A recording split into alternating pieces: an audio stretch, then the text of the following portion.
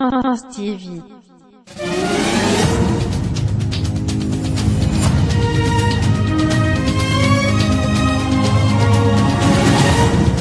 Prince TV. Bonjour, chers abonnés, auditeurs et téléspectateurs de Prince TV. On commence ce journal aujourd'hui avec un jeune artiste ivoirien que je vous ai déjà présenté sur cette chaîne. Son nom c'est Sky M. Vous l'avez connu dans les rues d'Abidjan sous la bannière de Kakashi. Je vous ai invité massivement à aller écouter son album intitulé À ma mère. Et comme je le dis toujours, j'ai un public de qualité. Vous avez été nombreux à aller le découvrir, à aller l'écouter. Et je vous exhorte à nouveau à aller le redécouvrir. Parce qu'il y a de grandes choses qui arrivent derrière cet album. Pour peu que vous ayez considéré sa playlist, pour peu que vous ayez considéré ses textes, vous vous êtes sans doute rendu compte que son rap est différent du rap des autres. Il ne chante pas la débauche, il ne chante pas les femmes, il ne chante pas les bêtises. En tout cas, c'est un rap de sensibilisation. Et de ce que j'ai pu apprendre tout récemment de sa production, son album commence à plaire aux proches du gouvernement. Voilà, parce que dans ses textes, il y a la sensibilisation sur l'agriculture, la sensibilisation sur les grossesses en milieu scolaire, la sensibilisation sur la scolarisation des enfants pour éviter qu'ils deviennent microbes. En tout cas, il y a trop de choses. Ça commence à plaire aux membres du gouvernement. Et petit à petit, le projet sera développé pour que ça devienne un album national pour sensibiliser, pour tourner un peu dans les rues, dans les villes de la Côte d'Ivoire. Franchement, je vous invite, je vous exhorte d'avance à contribuer à son succès, à le pousser, à le booster afin qu'il atteigne l'objectif qu'il s'est assigné. Franchement, public de qualité de Prince TV, je compte sur vous. Allez réécouter son album intitulé À ma mère. Sky M, faites-vous plaisir, jugez, donnez vos avis, donnez vos impressions. On continue. Prince TV. On poursuit maintenant avec Zuramporio, Maître Kejiva, Papa Na Raphaël, DJ Kejevara.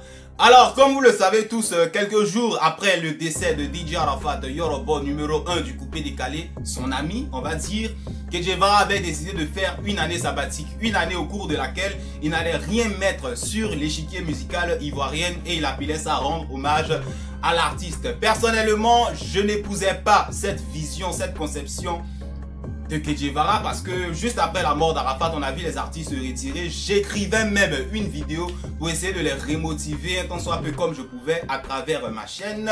Et dans cette vidéo là, franchement, je partageais mon mépris vis-à-vis de la décision de Kejevara parce que Arafat, c'était un bosseur, c'était un travailleur. Pour lui rendre hommage, on va pas croiser les bras. Si on veut rendre hommage à quelqu'un qui est bosseur, on bosse. Voilà. Donc Kejevara n'avait pas du tout le droit de se permettre de faire un an sans chanter. Heureusement, l'artiste a confié tout récemment que beaucoup de gens lui ont parlé. Et voilà, hommage c'est vrai, Arafat est parti c'est vrai, mais il revient sur l'échiquier musical et très bientôt il y a une nouvelle sortie. Il s'est aussi exprimé sur les primutes car comme vous le savez tous, Moulard et Kejevara c'est pas trop ça, hein, a fait le primute. Kejevara n'est pas trop content. Vu la méthode, vu la manière, apparemment les deux hommes se sont rencontrés à Paris, les photos sont là. Ils ont eu à discuter, ils sont tombés d'accord sur certains points et Kejevara a dit dans son interview que si la méthode de vote changeait, parce que là on sent trop le favoritisme, si la méthode change, il est prêt à se laisser aller, à se laisser nominer dans les primutes. On verra que Kejevara, il n'est pas un rebelle à vie, mais c'est les conditions qui ne l'arrangent pas. À côté de ça, n'oubliez pas le concert de DJ Kejevara, bien évidemment le 29 novembre 2019. Et n'oubliez pas aussi que Kejevara dit quelque part MC1 qui a son nouveau projet, son nouvel album qui sort très prochainement. Aujourd'hui même 15, il y a le premier titre, le premier single qu'il lance pour nous brancher un peu, pour nous connecter un peu parce que le petit il est dans le futur. Son album, je sais pas, vers l'infini, un truc comme ça. En tout cas, il est loin. MC1 est loin. Donc, Kejevara, MC1, Kejevara. Il y a trop de trucs qui arrivent. D'ici là, on attend de voir les nouvelles sorties musicales de MC1, nouvelle sortie musicale de DJ Kejevara et le concert tant attendu pour le 29 novembre 2019 à Abidjan. On continue. Prince TV. On poursuit maintenant avec une affaire qui secoue le Congo, qui secoue l'Afrique, qui secoue le monde entier. Parce qu'aujourd'hui, avec les réseaux sociaux, les informations vont vite avec les preuves, hein, de Twitter à Instagram, de Snapchat à Facebook. Franchement, c'est rapide. La sextape de l'artiste congolais Héritier Watanabe qui a fuité sur les réseaux sociaux il y a quelques heures seulement. Franchement, de plus, hein, avec une femme mariée. Alors, je ne juge pas. L'artiste s'est exprimé, il a dit c'est pas de sa faute, C'est son technicien à qui il a donné un iPhone 11, sinon son iPhone 11 pour transférer les fichiers. Et puis bon, en gros, il accuse le technicien. La femme en question, elle s'appelle Naomi Mbando, si je prononce bien, c'est congolais, voilà, j'espère que je prononce bien. Apparemment, son mari a vu, puisque les réseaux sociaux, franchement, même si tu n'es pas sur les réseaux sociaux, les Nkunku, les gens vont venir te dire, ses enfants aussi sont sur les réseaux sociaux. Elle a déclaré il y a peu de temps seulement que son mari a décidé de la quitter, après avoir vu, d'abord, c'est une trahison, c'est une tromperie et c'est une humiliation internationale, mondiale, enfin, tout le monde a vu, voilà. Donc son mari a décidé de la quitter, ses enfants la vomissent, ils sont dégoûtés d'elle, ils ne veulent plus la voir à cause de ce qu'elle a fait avec l'artiste. Et sur ce, elle a décidé de porter plainte devant un tribunal, elle va porter plainte contre l'artiste. L'artiste, pour lui, il a tenu à présenter ses excuses à la femme en question et à toutes les femmes mariées d'Afrique. Mais elle, franchement, je sais pas, tu t'es levé, tu allais faire un truc. Bon, c'est vrai, vous vous êtes filmé, il a filmé, après ça a fuité. Mais tu vas devant le tribunal, qu'est-ce que tu vas dire? Non, je voulais tromper mon mari.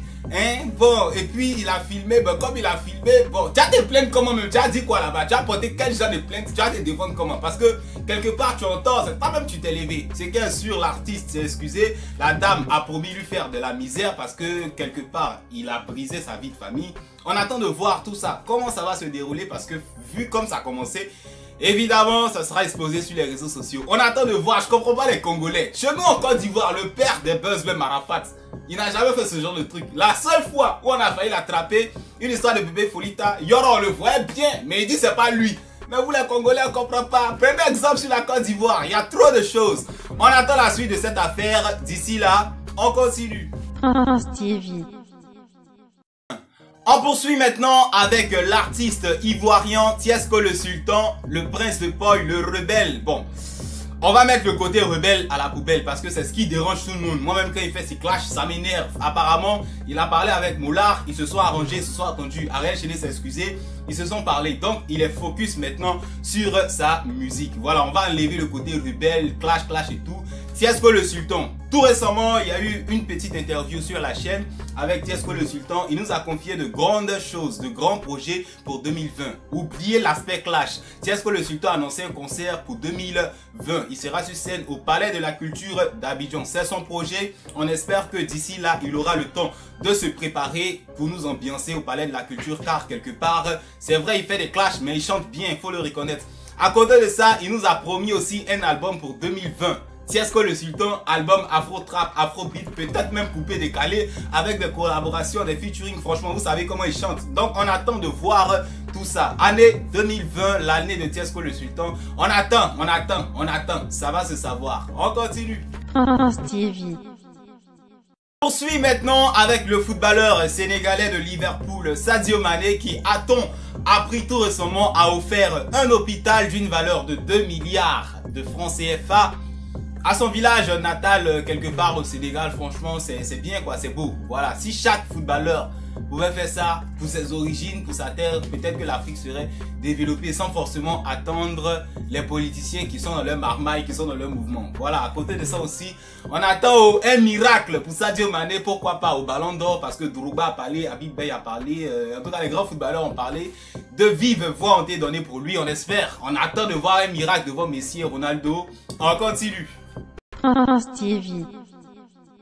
On termine ce journal maintenant avec l'international ivoirien Wilfried Zaha qui évolue en Angleterre du côté de Crystal Palace. Je ne sais pas si vous vous rappelez du dernier mercato estival, c'était un peu chaud. Voilà, il voulait partir, les dirigeants ne l'ont pas laissé. Après, il voulait même pas aller à l'entraînement, ils ont discouru, ils ont parlé. Finalement, il est retourné à l'entraînement, mais ses idées sont toujours ailleurs. Et on vient d'apprendre, hein, alors là, que Manchester United est prêt à déverser 80 millions d'euros pour le recruter. On n'est même pas encore dans la période des transferts d'hiver et déjà les offres abondent pour lui. Vivement que cette fois-ci ça se réalise parce que voilà, un joueur a appelé à évoluer de club en club, de championnat en championnat. On espère que cette fois-ci ça se réalisera et que voilà, tout ça c'est pour le bien du football africain, mais aussi et surtout pour le bien de l'équipe nationale de Côte d'Ivoire d'avoir des grands joueurs un peu partout. Quelque part, ça sert. C'est terminé pour cette édition. Merci à ceux qui nous ont suivis jusqu'à la fin. Franchement, vous êtes spéciaux, vous êtes extraordinaires. À bientôt sur notre chaîne pour de prochaines, pour de nouvelles éditions. Au revoir.